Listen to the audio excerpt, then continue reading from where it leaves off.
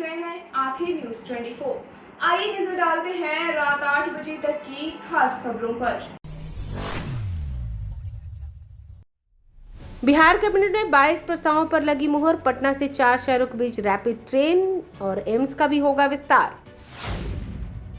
बांकीपुर विधानसभा seat में कांटे की होगी टक्कर। भाजपा के अभिषेक कुमार कैसे पटखनी देंगे प्रशांत किशोर को। पीएमसीएच जूनियर डॉक्टरों की हड़ताल हुई समाप्त। खान सर की गिरफ्तारी पर रोक रहेगी जारी। बेल पर 10 जुलाई को आएगा आदेश। और पटना में अपहरण के विरोध में आम नागरिकों का जोरदार प्रदर्शन।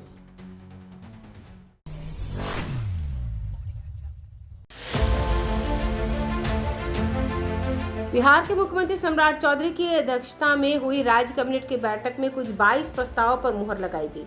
इसके तहत पटना में प्रस्तावित पाटलिपुत्र और मुजफ्फरपुर में तिरहुत सैटेलाइट टाउनशिप के कोर क्षेत्र का विस्तार किया जाएगा। साथ ही भागलपुर में गंगा नदी पर क्षतिग्रस्त हुए विक्रमशिला पुल की मरम्मत पर 126 करोड़ रुपए का बजट मंजूर किया गया है। 4 शहरों में रैपिड रेल चलाने वाले डीपीआर बनाने से लेकर 10 सरकारी इंजीनियरिंग कॉलेजों में 76 नए पदों के सृजन को भी सम्राट कैबिनेट की बैठक में स्वीकृति दे दी गई है। बिहार में जल जीवन हरियाली अभियान के तहत सरकारी भवनों पर रूफटॉप सोलर प्लांट लगाए जाएंगे।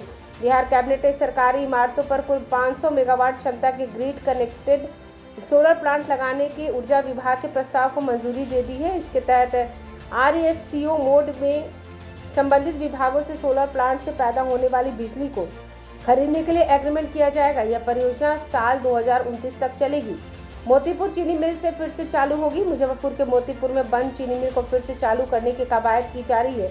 इस चीनी मिल के लिए 266 एकड़ जमीन मेसर्स इंडियन पोटास लिमिटेड से वापस लेने के लिए सरकार 63 करोड़ रुपए का भुगतान करेगी। इस पर कैबिनेट की मुहर लग गई है। सम्राट कैबिनेट ने पाटलिपुत्रा, तिरहुत, हरिहरनाथ और मगध सैटेलाइट टाउनशिप में टाउन प्लानिंग के लिए जरूरत के अनुसार जमीन अधिग्रहण को मंजूरी दी है। इन प्रस्तावित टाउनशिप में कोर एरिया और उसके बाहर के क्षेत्र में बुनियादी ढांचे, सेवाओं, अन्य संरचनाओं को विकसित किया जाएगा। वहीं राज्य में सभी 12 सैटेलाइट शहरों के विकास में तकनीकी सहायता के लिए अहमदाबाद के centre for environment planning and technology के सलाहकार फाउंडेशन की सेवा ली जाएगी। पाटलिपुत्र तिरहुत टाउनशिप के कोर क्षेत्र को पूर्व में निर्धारित सीमा से और विस्तारित किया जाएगा। बिहार में 4 रूट पर रैपिड रेल चलाने के लिए RRTS कॉरिडोर बनाया जाएगा। इसका DPR और अल्टरनेटिव एनालिसिस रिपोर्ट तैयार करने के लिए NCERT का चयन किया गया है। राज्य कैबिनेट से इस काम में 31 करोड़ रुपए की खर्च की स्वीकृति दी गई है। पटना से गयाजी, पटना से बेगूसराय, पटना से आरा और पटना से हाजीपुर, सोनपुर होते हुए मुजफ्फरपुर तक रैपिड रेल चलाई जाएगी। बिहार कैबिनेट ने भागलपुर के गंगा नदी पर निर्मित विक्रमशिला पुल की मरम्मत पर 126 करोड़ रुपए के बजट की स्वीकृति दी है। इसमें बेली ब्रिज का निर्माण कार्य के साथ ही नया सस्पेंडर स्लैब बनाना और सेतु के सभी जगहों की मरम्मत और पुनर्स्थापन किया जाएगा। बीते मई में इस पुल का एक हिस्सा गिरकर गंगा नदी में समा गया था, जिसके बाद बेली ब्रिज बनाकर अस्थायी रूप से आवागमन चालू किया गया है। इसके अलावा दलहन उत्पादन बढ़ावा के लिए 69 करोड़ रुपए की दलहन में आत्मनिर्भरता मिशन को भी मंजूरी दी गई। मछली पालकों के लिए बिहार एक्वाकल्चर इंफ्रास्ट्रक्चर और डेवलपमेंट बोर्ड के गठन को भी मंजूरी दी गई है। मधुबनी, मुंगेर और मुजफ्फरपुर जिले में नए केंद्रीय विद्यालयों के जमीन का हस्तांतरण को मंजूरी दी गई है। पटना एम्स के विस्तार के लिए जमीन अधिग्रहण को भी मंजूरी दे दी गई है। ब्यूरो रिपोर्ट, आंखें न्यूज 24।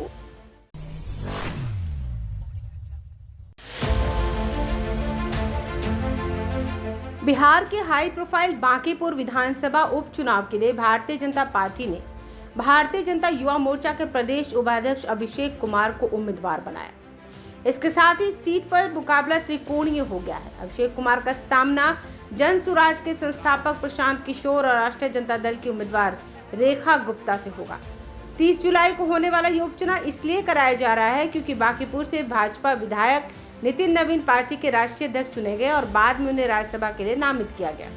1995 से सीट पर लगातार बीजेपी का कब्जा है। 2005 के विधानसभा चुनाव तक इस सीट का नाम पटना वेस्ट था। इसके पहले 1977 में जनता पार्टी के ठाकुर प्रसाद यहां से विधायक चुने गए थे। आइए अब जानते हैं कि ये कौन है अभिषेक कुमार। बीजेपी के राष्ट्रीय महासचिव अरुण सिंह ने अभिषेक कुमार के नाम की घोषणा की। बिहार बीजेपी के मीडिया प्रभारी दानिश इकबाल ने द इंडियन एक्सप्रेस से कहा, अभिषेक कुमार पिछले 27 वर्षों से पार्टी के समर्पित कार्यकर्ता है। वह पहले पटना महानगर भारतीय जनता युवा मोर्चा के अध्यक्ष रह चुके हैं और 2 बार मंडल अध्यक्ष की जिम्मेदारी भी निभा चुके हैं। उन्होंने बूथ अध्यक्ष से लेकर यहां तक का सफर तय किया। इससे पता चलता है कि पार्टी अपने जमीनी कार्यकर्ताओं को कितना महत्व देती है। पार्टी नेताओं का कहना है कि अभिषेक कुमार का चयन ऐसे संगठनात्मक कार्यकर्ताओं को आगे लाने की बीजेपी की सोच को दिखाता है जिसके स्थानीय स्तर पर पकड़ मजबूत हो। बीजेपी के एक सूत्र ने बताया कि उनके पक्ष में 2 बातें हो गई। पहली, वह कायस्थ समुदाय से आते हैं जिनकी बांकीपुर में अच्छी खासी आबादी है। बीजेपी इस सीट पर हमेशा कायस्थ उम्मीदवार को ही टिकट देती है। ठाकुर प्रसाद से लेकर नवीन किशोर सिन्हा और फिर उनके बेटे नितिन नवीन तक इसी परंपरा को पार्टी ने जारी रखा है। दूसरी, अभिषेक कुमार को नितिन नवीन का करीबी माना जाता है। साथ ही उन पर बिहार के मुख्यमंत्री सम्राट चौधरी का भी भरोसा है। हालांकि अभिषेक कुमार कभी प्रदेश महासचिव या प्रदेश उपाध्यक्ष जैसे वरिष्ठ संगठनात्मक पदों पर नहीं रहे। उन्होंने अपनी उम्मीदवारी को जमीनी कार्यकर्ता के सम्मान के रूप में बताया। अभिषेक कुमार ने कहा, पार्टी के इस फैसले से मैं अभिभूत हूँ। मेरी उम्मीदवारी पर विचार कर पार्टी ने मुझे सम्मान दिया। अब इस उपचुनाव की अहमियत तब और भी बढ़ गई जब जनसुराज के संस्थापक प्रशांत किशोर ने खुद चुनाव लड़ने का फैसला किया। यह उनके राजनीतिक जीवन की पहली प्रत्यक्ष चुनावी लड़ाई होगी। वहीं राजद ने एक बार फिर रेखा गुप्ता को उम्मीदवार बनाई। 2020 और 2025 के विधानसभा चुनाव में नितिन नवीन से हारकर दूसरे स्थान पर रही थी। प्रशांत किशोर ने कहा, लोकतंत्र में कोई भी सीट किसी राजनीतिक दल का स्थायी गढ़ नहीं हो सकती। फैसला जनता करती है। यह सिर्फ एक विधानसभा सीट जीतने की मेरी कोशिश नहीं बल्कि उस सरकार के से कठिन सवाल पूछने की भी कोशिश है जिसने पिछला चुनाव लोक लुभावन वादों के दम पर जीता था। बांकीपुर को एक सम्राट विधानसभा क्षेत्र माना जाता है, इसलिए मैं यहीं से चुनाव लड़ने का फैसला किया। 2025 के विधानसभा चुनाव में रेखा गुप्ता को 46,000 वोट मिले थे। बीजेपी को भरोसा है कि बांकीपुर में बड़ी संख्या में मौजूद कायस्थ मतदाता एक बार फिर उनके साथ आएंगे। वहीं राजद अपनी पारंपरिक सामाजिक पकड़ और रेखा गुप्ता के स्थानीय जनाधार के दम पर बेहतर प्रदर्शन की उम्मीद कर रहा है। हालांकि प्रशांत किशोर के मैदान में उतरने से चुनावी मुकाबले का गणित बदल गया है। जनसुराज इस उपचुनाव को बिहार की एनडीए सरकार पर जनमत संग्रह की तरफ पेश कर रही है। पार्टी ने बड़ी जनसभाओं के बजाय घर घर संपर्क अभियान और मोहल्ला बैठकों पर जोर देने की रणनीति बनाई है।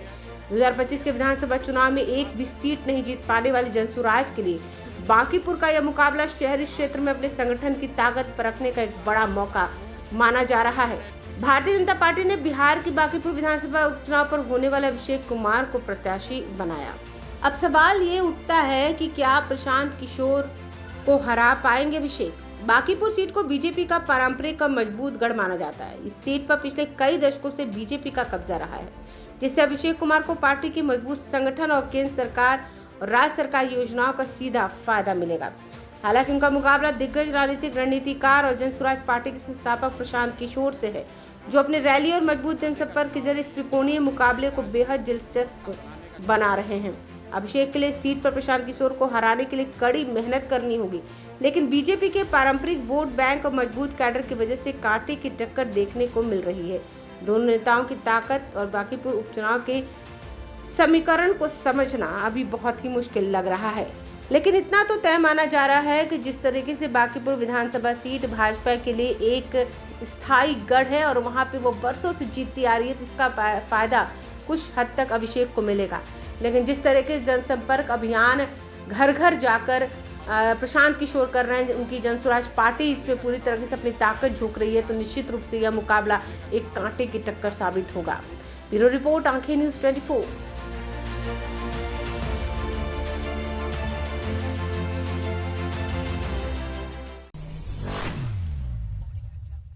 बिहार की स्वास्थ्य व्यवस्था और सियासी गलियारे से इस वक्त की सबसे बड़ी खबर सामने आ रही है।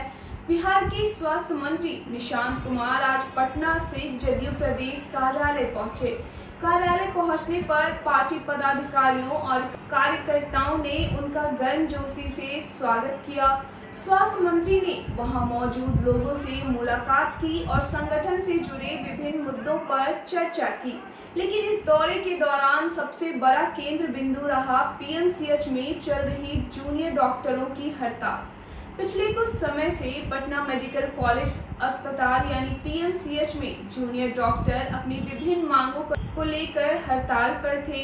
जिससे अस्पताल की स्वास्थ्य सेवाएं पूरी तरह चरमरा गई थी और मरीजों को भारी दिक्कतों का सामना करना पड़ रहा था। इस गंभीर मुद्दे पर आज जदयू कार्यालय में स्वास्थ्य मंत्री निशांत कुमार ने एक बेहद महत्वपूर्ण और बड़ा बयान दिया है। स्वास्थ्य मंत्री ने मीडिया से मुखातिब होते हुए साफ किया कि सरकार इस मामले को लेकर पूरी तरह गंभीर थी। उन्होंने कहा, जूनियर डॉक्टरों की हड़ताल को लेकर दोनों पक्षों यानी सरकार और डॉक्टर संघ के बीच सकारात्मक माहौल में बातचीत हो चुकी है। दोनों पक्षों ने एक दूसरे की बातों को समझा है। मुझे यह बताते हुए काफी खुशी हो रही है कि फिलहाल यह हड़ताल पूरी तरह से समाप्त हो गई है। निशांत कुमार ने जूनियर डॉक्टरों को आश्वासित करते हुए आगे कहा कि उनकी जो भी जायज मांगे हैं उस पर सरकार पूरी सहानुभूति के साथ विचार कर रही है और बहुत जल्द ही उन सभी मांगों का उचित समाधान निकाल लिया जाएगा। उन्होंने यह भी स्पष्ट किया कि सरकार की पहली प्राथमिकता मरीजों को बेहतर स्वास्थ्य सुविधाएं देना है और डॉक्टरों के हितों की रक्षा करना भी सरकार की जिम्मेदारी है। इस घोषणा के बाद पीएमसीएच में इलाज कराने आए हजारों मरीजों और उनके परिजनों ने राहत की सांस ली है। अस्पताल में ओपीडी और इमरजेंसी सेवाएं फिर से सुचारू रूप से बहाल की जा रही है। स्वास्थ्य मंत्री के इस त्वरित कदम और सूझबूझ से एक बड़ा संकट टल गया है। अब देखना यह होगा कि जूनियर डॉक्टरों की मांगों पर सरकार कितनी जल्दी अमली जामा पहनाती है। बताए थे ट्रॉली कमी, सुनिए ट्रॉली की कमी का अब हो गया कि इस महीना बीएमआईसीएल टेंडर किया है और 100 ट्रॉली हमको इस महीना का अंत तक निश्चित रूप से मिल जाएगा। जब इनको पीटते हैं, नर्स भी पल्ला झाड़ लेती है, बोलती है अगर डी होता है मरीज तो डॉक्टर ने किया है। उस समय साफ तौर पर जो भी सुरक्षा में लोग रहते हैं वो भी साथ नहीं देते हैं। ये लेडीज डॉक्टरों का भी कहना है। अब देखिए सुरक्षा का वैसा नहीं है कि डे डे सुरक्षा कहीं हमको ही नहीं मिल सकता है डे किसी को, लेकिन हाँ वैसा परिस्थिति बन गया है जिसमें ये सब दुर्घटना हो रही है और ये सब बहुत ही दुखद और खेदजनक है। ये सब होना भी नहीं चाहिए। वायलेंस का तो कहीं स्थान ही नहीं है कहीं भी। देखिए सभ्य समाज में वायलेंस, गाली गलौज इसका कोई स्थान नहीं है। तब है कभी कभी घट जाती है दुर्भाग्यपूर्ण घटना जिसका खामियाजा हमको कल से ही परसों से भुगतना पड़ रहा है। कल नर्सों के साथ स्ट्राइक था तो कल हमने तोड़वाया है माफी मांग मांग के।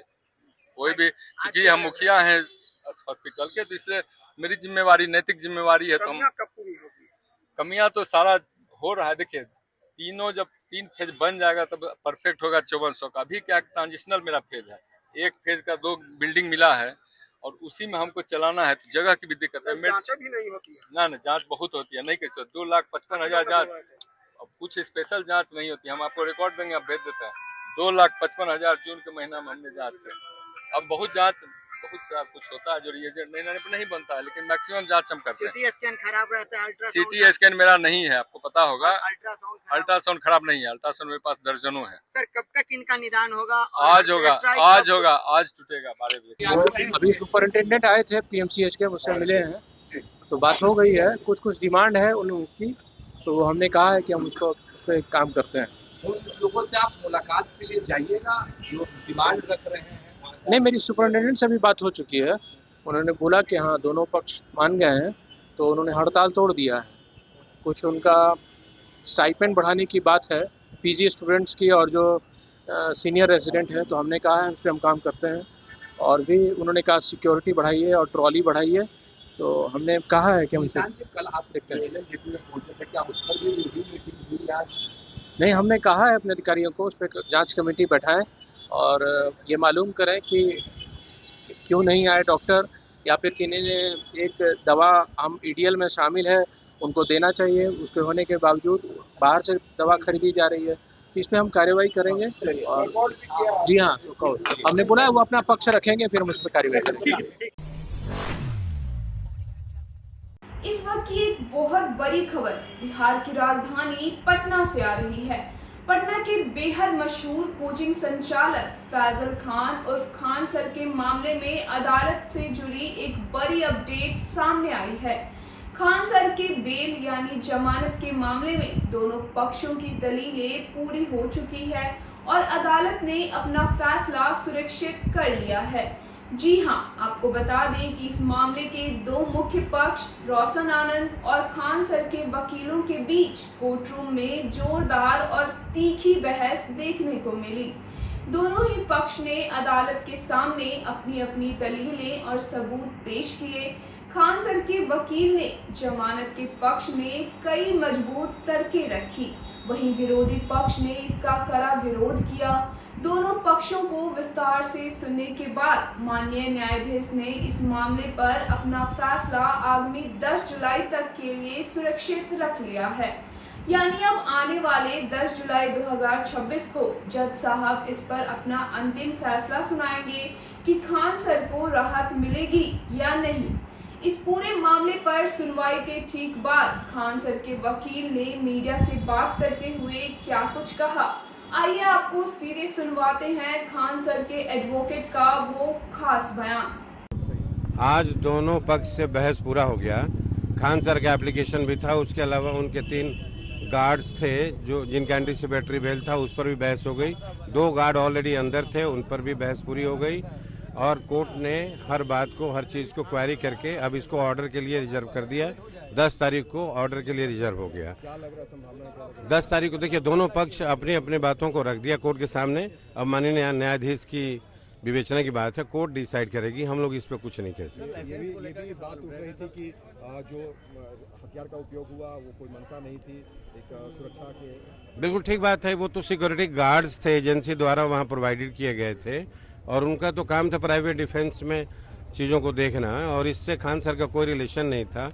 और खान सर ने हर एक स्टेज पर इन्वेस्टिगेटिंग एजेंसी को कोऑपरेट किया, प्रोसिक्यूशन को कोऑपरेट किया, उनके तरफ से किसी तरह का कोई डिफॉल्ट नहीं था। और इसी उम्मीद से हम लोग आज हर तरह की जो क्वेरी कोर्ट से रेज की गई पूरी हो गई।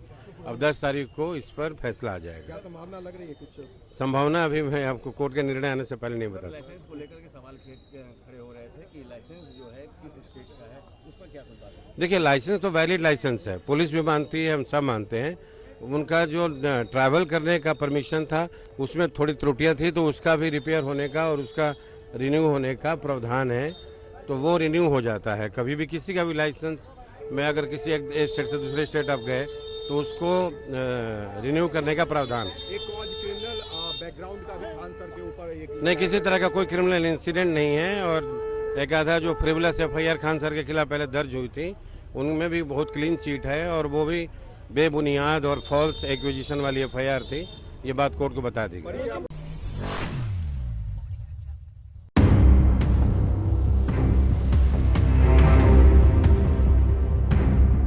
मेरा बच्चा को उठा लिया,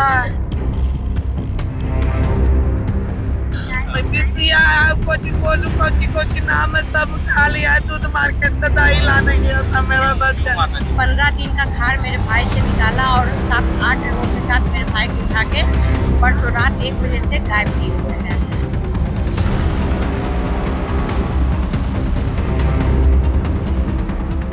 बिहार की राजधानी पटना से इस वक्त की एक बेहद संवेदनशील और बड़ी खबर सामने आ रही है। पटना जंक्शन के ठीक पीछे करबिगैया स्टेशन इलाके में स्थानीय लोगों ने सड़कों पर उतरकर उग्र प्रदर्शन शुरू कर दिया है।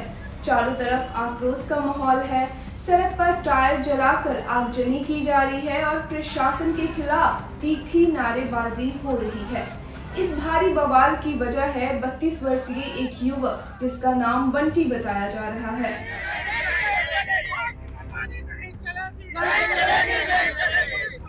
स्थानीय लोगों के मुताबिक सोमवार को पटना जंक्शन क्षेत्र से बंटी का कथित रूप से अपहरण कर लिया गया है। 24 घंटे से ज्यादा का वक्त बीत जाने के बाद भी जब बंटी का कोई सुराग नहीं मिला तो स्थानीय निवासियों का सब्र टूट गया। प्रदर्शनकारियों का सीधा और गंभीर आरोप है कि बंटी इस इलाके में लंबे समय से चल रहे कथित अवैध देह व्यापार के खिलाफ लगातार आवाज उठा रहा था। स्थानीय लोगों का कहना है कि करबिगैया और पटना जंक्शन के आसपास इस अवैध धंधे की वजह से यहाँ रहने वाले परिवारों का जीना मुहाल हो गया है। सामाजिक ताना बाना बिगड़ रहा है, इलाके की छवि खराब हो रही है और यहाँ तक कि यहाँ के युवाओं के वैवाहिक संबंधों में भी बड़ी अड़चनें आ रही है। लोगों का साफ कहना है कि बंटी को इसी विरोध की कीमत चुकानी पड़ी है और माफियाओं ने उसका अपहरण कर लिया है। जनता का गुस्सा यही नहीं थमा। उनका आरोप है कि इस काले धंधे में शामिल रसूखदारों को स्थानीय स्तर पर संरक्षण प्राप्त है। लोगों का दावा है कि उन्होंने इस मामले से जुड़े अहम सीसीटीवी फुटेज भी पुलिस को मुहैया कराए हैं, जिसमें रोहित नाम के एक शख्स की संदेहास्पद भूमिका सामने आई है, लेकिन पुलिस उस पर सख्त कार्रवाई करने से कतरा रही है। फिलहाल इस उग्र प्रदर्शन के कारण पूरे इलाके में यातायात व्यवस्था पूरी तरह ठप हो चुकी है। गाड़ियों की लंबी कतारें लग गई है। घटना की गंभीरता को देखते हुए पुलिस और प्रशासन की आला टीमें मौके पर पहुंच चुकी है। उग्र भीड़ को समझाने बुझाने की स्थिति को काबू में करने की कोशिशें लगातार जारी है। पुलिस विभाग का कहना है कि बंटी की तलाश के लिए टीमें गठित कर दी गई है और मामले की सघन जांच की जा रही है। हालांकि अपहरण और देह व्यापार के इन गंभीर आरोपों की अभी तक कोई आधिकारिक पुष्टि नहीं हुई है। पुलिस और जिला प्रशासन के आधिकारिक बयान का अभी भी इंतजार है। घटना यही हुआ है कि करविया का तो एरिया का हालत आप जान ही रहे होंगे अभी कि क्या क्या यहाँ पर हो रहा है, धंधाबाजी ये सब।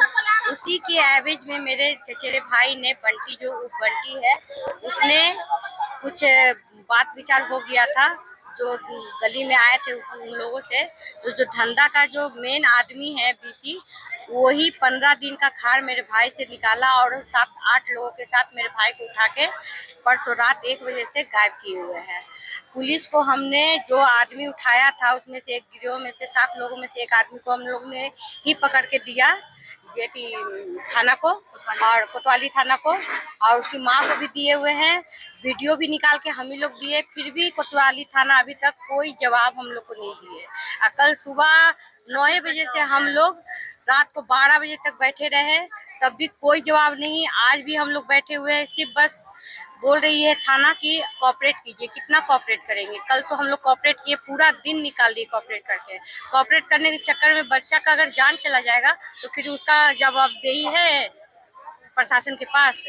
हम लोग को बस यही चाहिए कि आप लोग कड़ा एक्शन लीजिए और जल्दी कीजिए। कोतवाली बोलती है कि जक्कनपुर थाना जाइए, जक्कनपुर थाना बोलती है कोतवाली जाइए, तो आप लोग बताइए कि हम लोग जाए कहाँ? जिस लड़का को चिन्हित करके पकड़ के थाना को दिया गया है, क्या उसकी तरफ से? वो खुद हम लोग के सामने गच्छा है कि हाँ हम उसमें थे, हम लोग मीटिंग बना के उठाए। उसके एवज में भी प्रशासन कुछ नहीं कर पा रही है। तो अब आप लोग बताइए, हम लोग की गलती है या प्रशासन की गलती है? हम लोग तो कोऑपरेट किए ना, 2 दिन से कोऑपरेट कर रहे हैं। अब प्रशासन क्या चाहती है हम लोग से कि आप लोग जैसे बोले हम लोग करते रहे?